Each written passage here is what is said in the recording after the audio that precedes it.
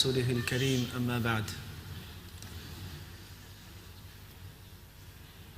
Going through life, we start focusing more and more on ourselves, and we spend a great deal of time thinking about ourselves, our needs, our goals, our importance, how important we are. Sometimes it's important for us to connect with Allah subhanahu wa ta'ala, and also connect with the fact that in the grander scheme of things, this entire universe, we are actually very small. And the only thing that is truly worthy of being great is Allah subhanahu wa ta'ala. Take, for example, the entire solar system and all the galaxies that make up what we know of the universe. That includes all the planets and all the constellations, the bodies out there in space, in cosmos. All of this is what we have been able to reach, what we have been able to find and see and discover based on our tools and our technologies.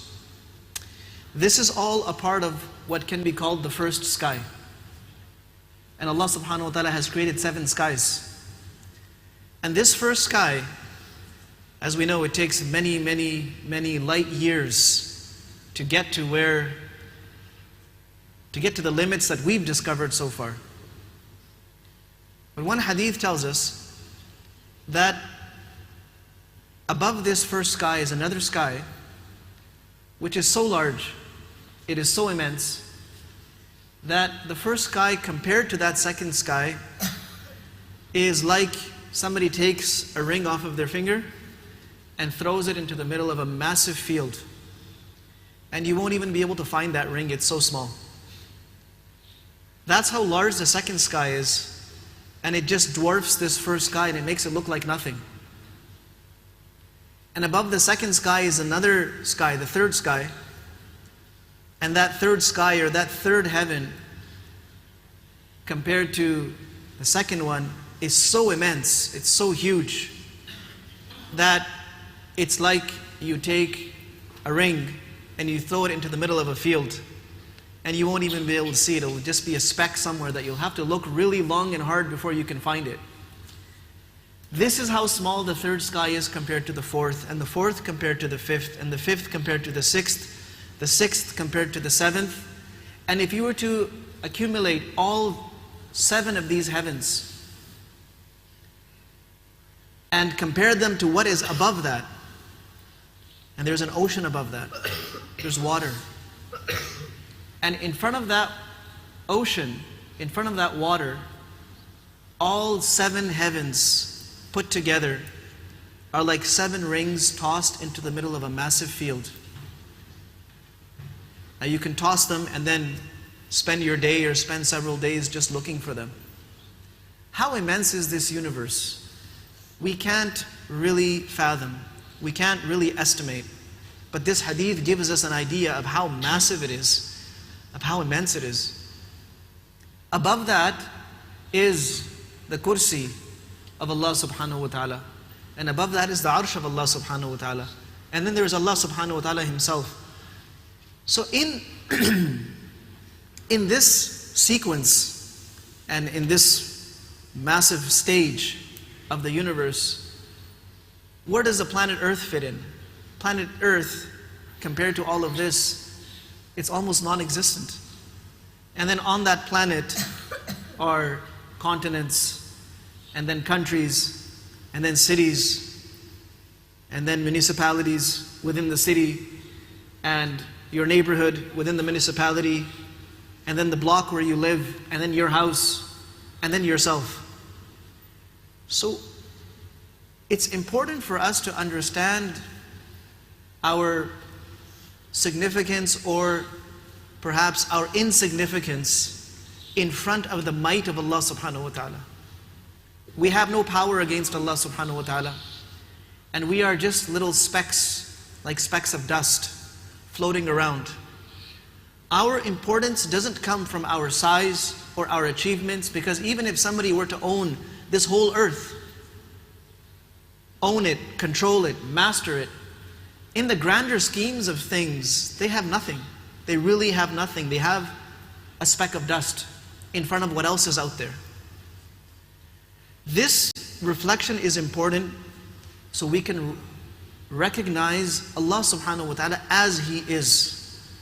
When we say Allahu Akbar, when we stand up in salat, we say Allahu Akbar, it's important for us to have this reflection so that we realize how everything else is so small and so insignificant, including ourselves, in front of Allah.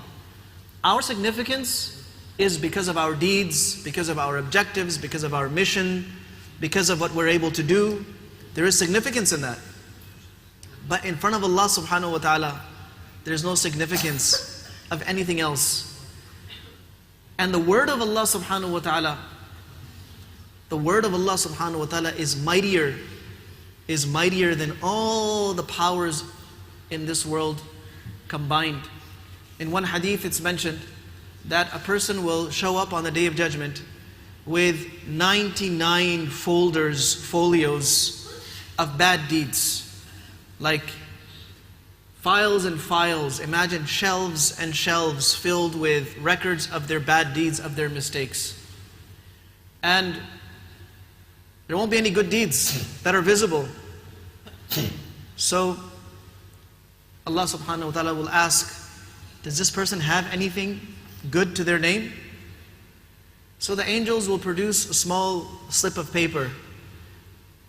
When it came to the bad deeds, there were files and files and files of them, 99 files filled with bad deeds. And then there was only one little slip of paper that had one good deed the person had done.